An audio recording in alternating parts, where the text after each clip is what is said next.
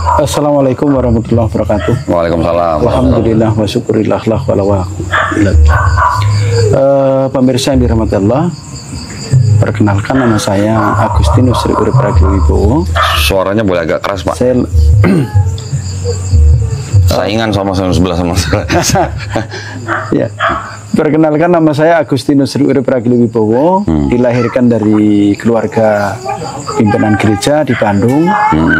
Bapak saya ketua PGW, pimpinan gereja wilayah Jawa Barat. Oh, PGW. Terus.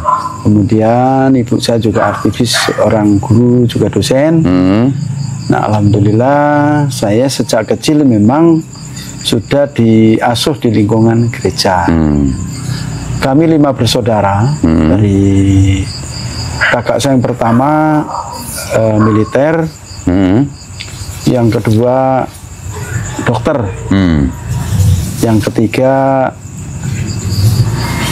dosen di ITB, yang keempat kakak saya militer lagi, kemudian yang kelima saya. Nah, karena saya anak kelima dan sejak kecil memang tidak pernah pisah dengan ibu saya, sehingga apapun yang diamanahkan ibu itu saya selalu mengatakan iya. Termasuk setelah lulus SMA.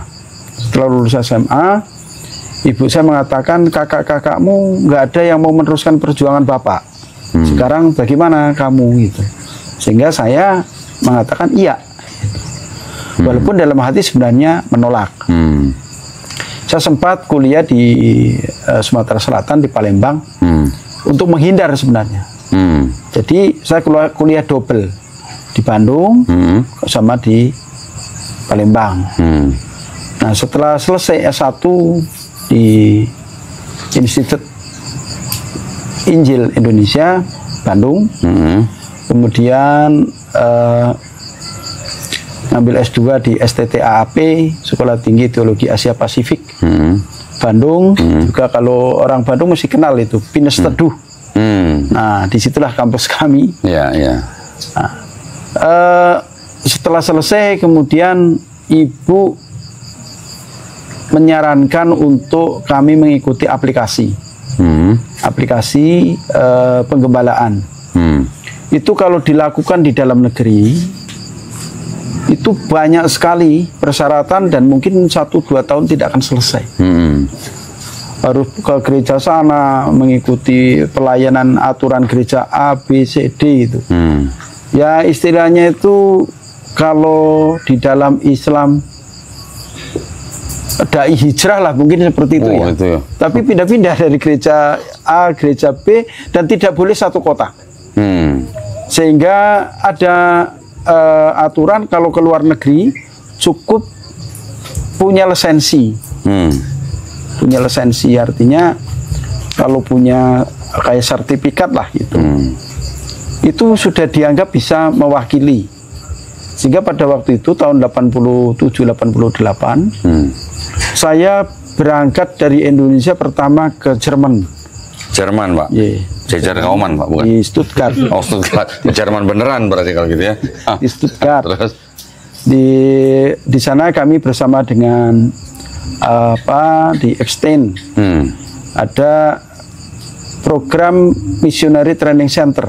Nah, kami mengikuti waktu itu Ward Sinumen, pimpinannya pendeta Ward Sinumen, mengikuti kayak lokakarya gitu.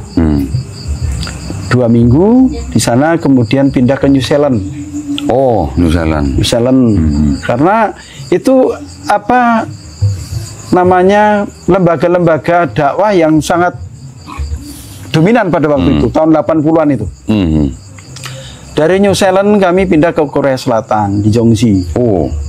Jadi pertama kali waktu itu, tahun itu baru dibangun gereja di atap langit itu. Jadi belum jadi, baru dibangun gereja atap langit itu. Di Jongji kemudian kami ke Tochigi, Jepang. Oh, dari Jerman, dari New Zealand, Korea, Jepang. Dalam 1 tahun akhirnya kami bisa mendapatkan lisensi untuk ditabiskan menjadi imam. Nah, tapi belum menjadi imam penuh. jadi masih konsulen. Konsulen pendeta. Jadi saya wakil imam.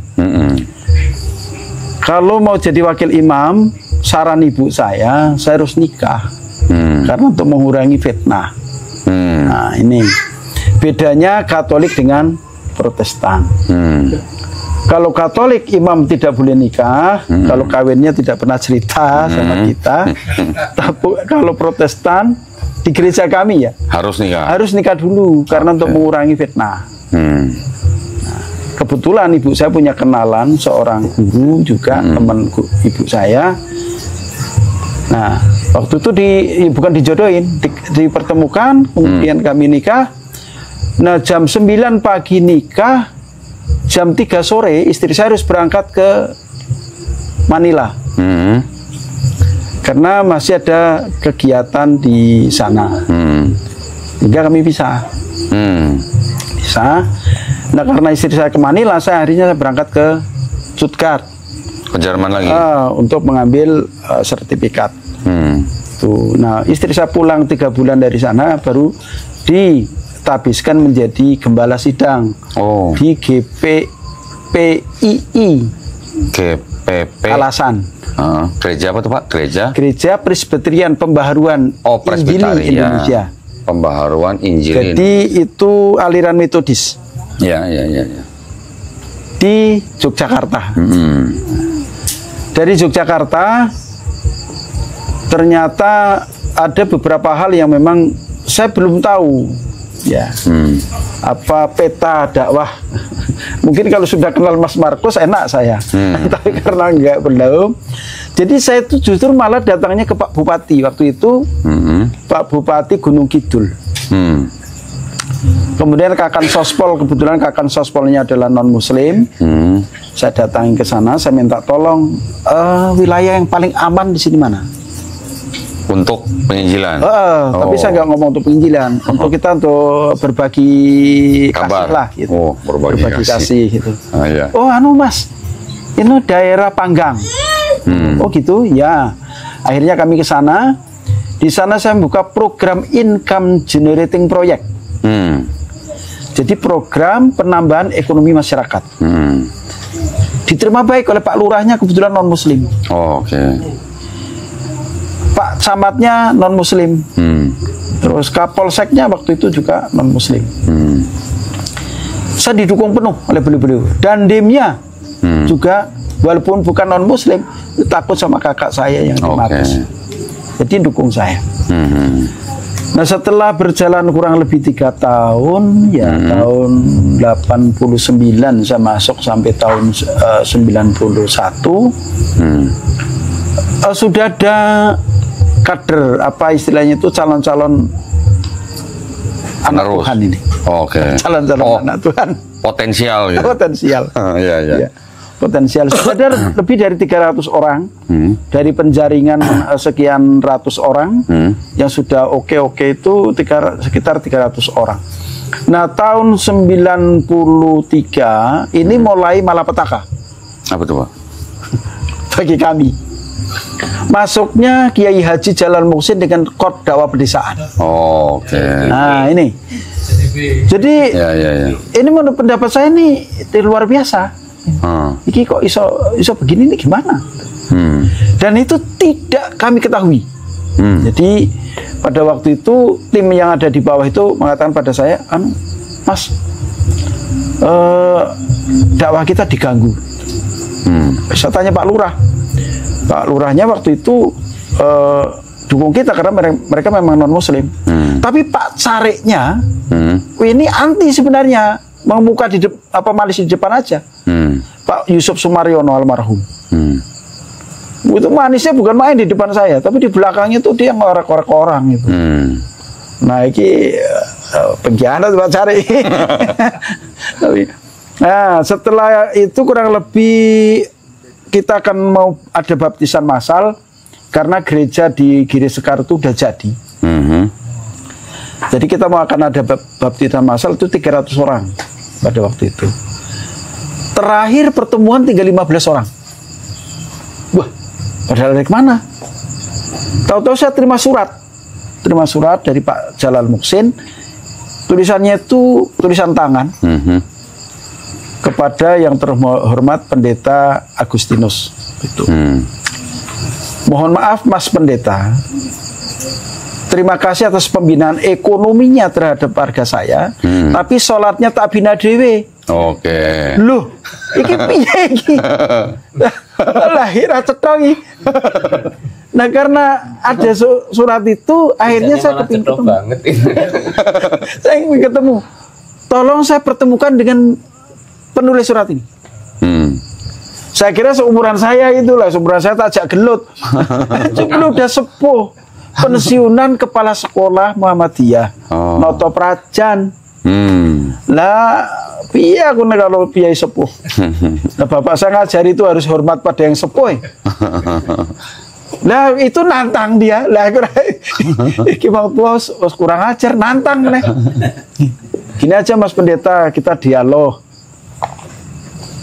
tentang apa keimanan masing-masing. Saya bilang, oh siap Pak Kiai.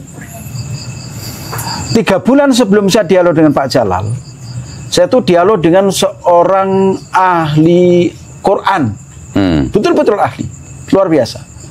Namanya Kiai Samsudin Nur dari Lombok. Saya dialog di Surabaya. 3 bulan dialog dengan saya, dia masuk Kristen. 3 bulan. 3 bulan. Sekarang jadi pendeta besar di Kaligawe Semarang. Ketua wilayah GPPS Gereja Pantekosta Pusat Surabaya, Jawa Tengah. Tahu. Mobilnya Alphard.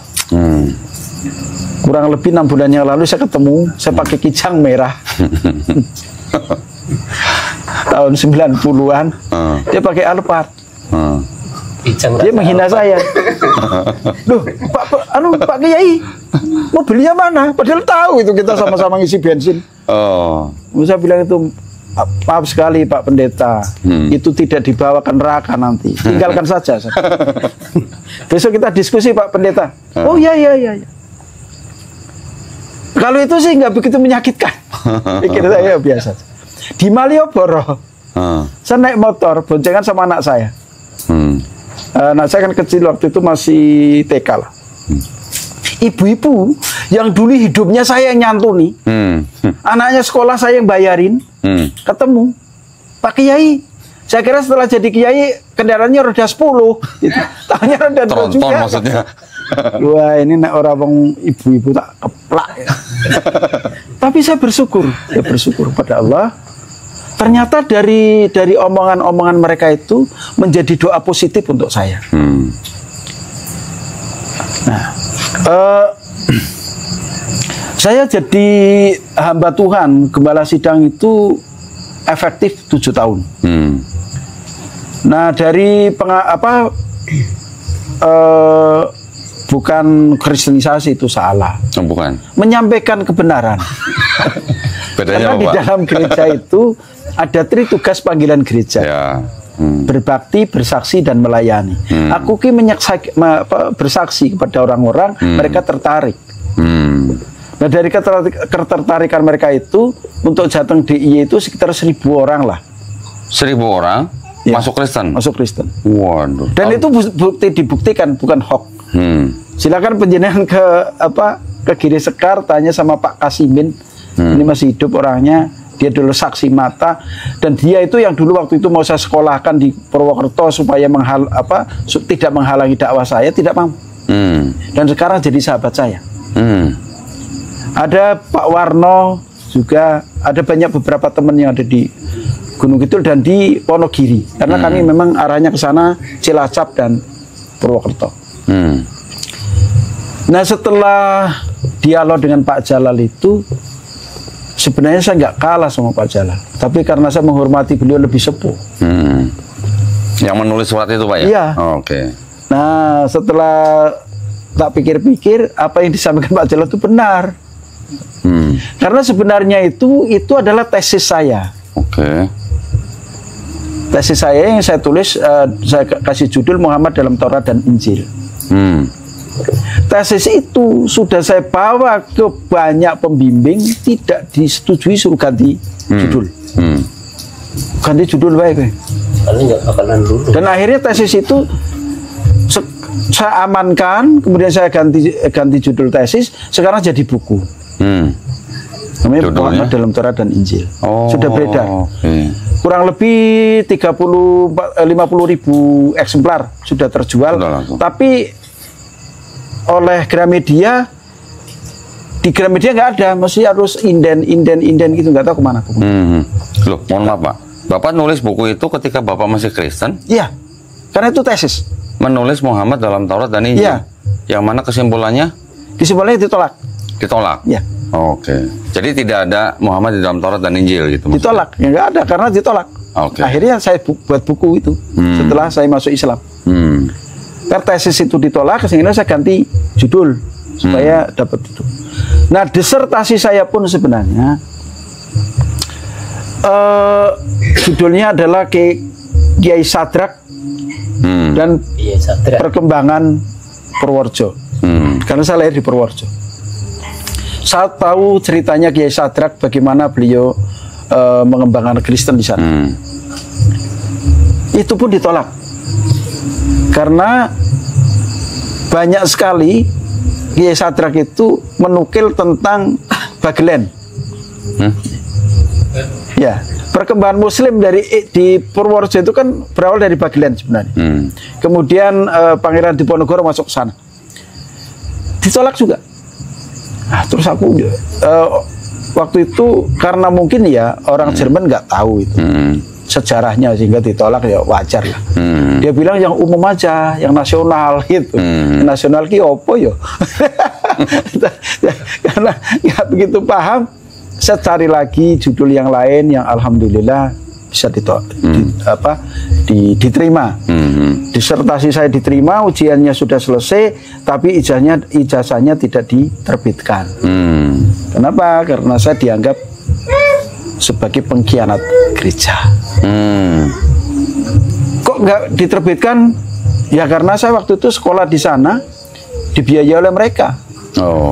Nah, kalau aku suruh nebus wira-wiri Indonesia, Jerman, kemudian kos di sana dan sebagainya, terlalu besar ya udah cukup duitku. Nyari sumbangan cancel itu akan berapa tahun gitu kan. Lebih baik ya nggak usah aja lah. Yang penting ilmunya saya sudah dapat. Terus saya terinspirasi dengan film Three Idiot. Tidak perlu ijazah, tapi kemampuannya itu. Pemirsa yang dirahmati Allah, setelah saya berdialog dengan Pak Jalal selama 3 bulan itu, kemudian tambah 3 bulan lagi, akhirnya jadi 6 bulan. Kesimpulannya adalah bahwa apa yang disampaikan oleh Pak Jalal itu semua bersumber kepada Alkitab. Saya tanya, Pak Jalal belajar Alkitab di mana? Otodidak. Nah ini sing angel, penerusnya nggak ada sampai hari ini. Didokumentasikan nggak Pak dialognya? Kalau nggak salah didokumentasikan waktu itu. Ada, sampai sekarang masih ada? Ya, banyak orang waktu itu saksinya mahasiswa IAIN yang ngumpul di sana. Ada Mas Pardi, ada Kiai Harun Al-Rosid, ada banyak beberapa teman yang sekarang masih itu ya Kang Pardi itu. CDP sekarang CDP ke Fahru. Nah, maksud saya bukan didokumentasikan foto, ditulis nggak Pak dialognya? Enggak. Karena waktu itu ya mungkin kami tidak begitu peduli dengan itu. Cuma mungkin ada ya, setelah setelah kami selesai, saya mengatakan Pak Jalal saya nggak kalah tapi ngalah. Waduh. Pak Jalal mengatakan tapi janjine nganu loh Mas, sing kalah melu sing menang gitu. Oh ya, Pak Jalal nggak apa-apa, siap gitu. Saya bilang siap. Ternyata di situ Pak Jalal sudah nyiapkan notaris. Itu hebatnya Pak Jalal, bukan licik. Kalau mikir saya kurang ajar ini orang gitu. Tapi itu hebat itu. Sekarang mungkin Pak, kalau penjenengan Perso yang Jogja mesti Perso Daliso Rudianto. Notarisnya itu Pak Daliso. Kondang sekali. Waktu itu kemudian disaksikan oleh beberapa tokoh. Ada Ustadz Umar Budiargo waktu itu juga hadir di sana. Ada banyak lah ustadz-ustadz lah, teman-temannya Pak Jalal itu termasuk murid-muridnya Pak Jalal. Saya disahadatkan di kantor KUA Mantri Jeron oleh Pak Jalal, disaksikan oleh KUA Pak Bukhari waktu itu. Nah, karena sertifikat masih ada, jadi saya tahu namanya tuh dari surat syahadat itu. Ya. Setelah saya keluar dari sana, saya masih punya utang. Utang itu waktu itu kan bulan November saya syahadat. Utang untuk khotbah Natal di Jongji, Korea Selatan. Itu sudah jadi. Gereja atas atap langit itu, ya di tengah laut itu, sudah jadi. Saya berangkat. Tetap berangkat. Berangkat. Sudah bersyahadat. Iya. Waduh. Opo maksudnya Pak? Ini jujur kan? Kan jujur Pak. Udah bersyahadat mau khotbah juga. Waduh. Saya berangkat. Saya ngajak istri saya. Bilang, kan waktu itu saya belum ngomong sama istri saya. Iya. Ya, berangkat. Setelah ya gimana? Karena keindahan Korea itu luar biasa.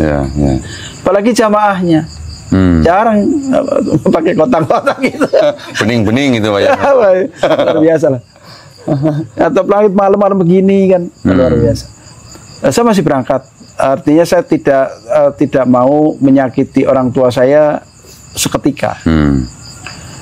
Saya masih juga ngisi di salah satu gereja di Surabaya waktu itu. Karena waktu itu satu-satunya pendeta yang umurnya masih muda, kemudian kapabilitasnya itu cukup. Nah, anak pendeta itu cuma saya. Jadi juga gembala sidang.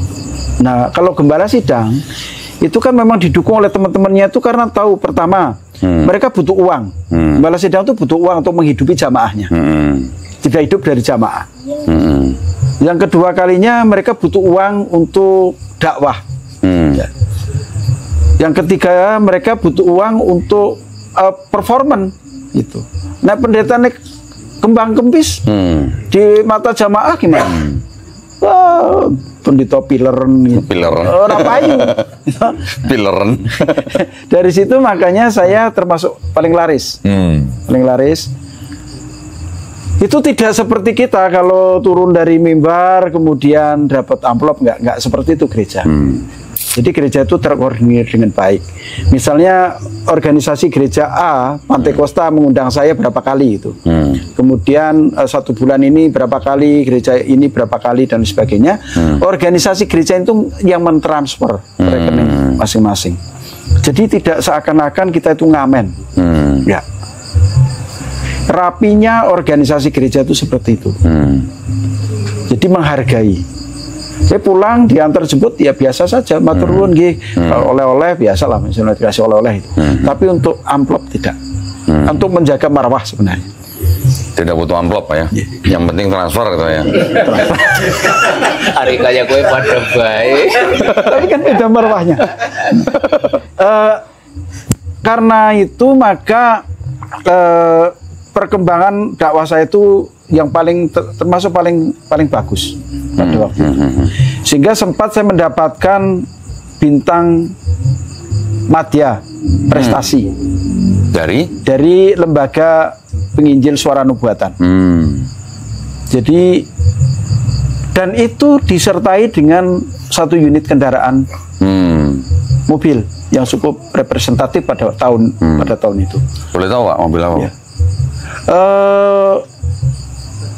Suzuki sedan lama itulah. Oh, oke. Apa? Baleno? Sebelum. Oh, belum Baleno. Apa ya? Jadi lali ya. Swift, bukan Swift. Bukan.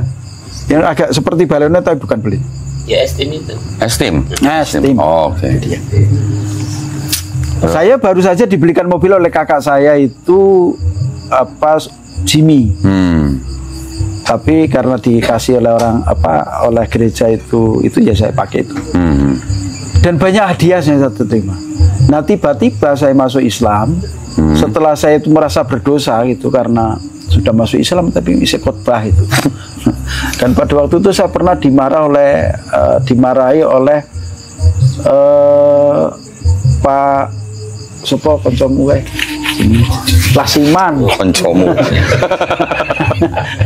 Lasiman. Koncone Lasiman yang marah sama saya jenenge Sopian. Sopian itu. Karena waktu dia ke rumah saya, karena waktu itu masih di rumah dinas. Ke rumah saya lagi bimbing Bibel kering. Oh. Kira lagi. Saya dimarah sama Lasiman sama situ. Nah, saya bilang, loh, aku kan orang ngopo-ngopo, orang tamu ya saya layani lah, saya bilang itu. Saya kan pelayan. Salah saya di mana gitu. Nah, setelah saya menceritakan semuanya kepada istri saya, akhirnya istri saya bilang, ayo kita ke Bandung saja. Cerita sampaikan kepada bapak dan ibu supaya saya tidak salah melangkah, katanya gitu. Nah, kami bareng-bareng ke Bandung. Pada waktu itu bulan Maret Tahun berapa, Pak? 94. 94. Maret 94 saya berangkat ke Bandung sama istri dan kedua anak saya. Nah, saya yang kedua itu baru umur 6 bulan. Bulan 4. Yang pertama umur 3 tahun. Nah, saya cerita pada ibu saya. Ternyata mereka sudah lengkap, mungkin sudah ditelepon sama istri saya. Ada kakak saya yang pertama yang di Mabes TNI itu, ada yang semua lengkap lah, kakak saya lengkap itu. Nah, setelah saya cerita bahwa saya udah masuk Islam, ya ceritanya macam-macam. Ada yang maki-maki, ada yang diem saja, ada yang nangis, Pak. Ibu saya yang nangis. Oh, ibu nangis. Ibu saya nangis, kenapa kamu murtad gitu. Anak saudara-saudara itu nalangsa pakai bahasa Sunda. Kenapa maneh teh pakai murtad segala gitu. Dulur-dulur maneh teh nalangsa. Saya ikut nangis. Setelah itu sekitar jam 11 malam itu gerimis. Hujan gerimis lah. Kakak saya yang barep itu bilang, Dul, gitu. Saya itu manggilnya Dul, bukan Agus lagi, bukan Raki lagi, Dul. Batasku karo kowe iki pager omah kae ke sana. Gitu. Saiki batasku karo kowe pager omah itu ke sana. Berarti saya diusir. Oke. Saya masuk kamar, saya siapin pakaian dalam tas, ini saya keluar rumah. Itu makin kenceng nangisnya. Istri? Masih situ sama anak-anak, ya ikut. Istri dan anakmu tanggung jawab kami. Tapi kamu batasnya pagar rumah itu ke sana. Semalam itu berangkat keluar dari rumah dari Jalan Nekar Manah itu ke kebun kelapa. Angkot sudah jarang segitu waktu itu. Akhirnya jalan kaki. Setelah sampai kebun kelapa baru ingat saya. Baru tahu kalau uang saya tinggal 5.000. Bayangkan. Tinggal 5.000 rupiah uang saya. Terus? 5.000. Nah, terus ini saya mau ke Cicahem, mau cari bis ke Jogja ini gimana? Nah, di Lalah itu ada kena bis, kena angkot Cicahem kebun kelapa Cicahem yang saya kenal. Namanya Kang Udin. Kang Udin, saya mau ke Cicahem tapi saya nggak punya uang. Loh, kenapa Den? Dia panggil saya Aden. Kenapa Den? Ya saya mau ke Jogja, nengok mau pulang tapi tadi lupa nggak minta sama ibu. Apa Den? Ikut angkot saya aja. Sampai di kebun kelapa, sampai di Cicahem, saya naik bis Pahala Papalapa itu. Pokoknya itulah. Kemana? Ke Jogja? Ke Jogja? Sampai Jogja. Sampai di terminal mana itu Bularjo. itu jam 7 pagi. Uangnya tinggal 500 rupiah. Arah pulang ke Babarsari jauh. Akhirnya saya ke Pak Jalal, jalan kaki. Itu sampai Minggiran itu saya jalan kaki. Tapi kan dengan tengah kota nggak begitu terasa, kan banyak orang. Sampai di Pak Jalal, saya di depan pintu itu dia ada linca itu. Linca tempat duduk itu dari bambu. Saya duduk di situ ketiduran.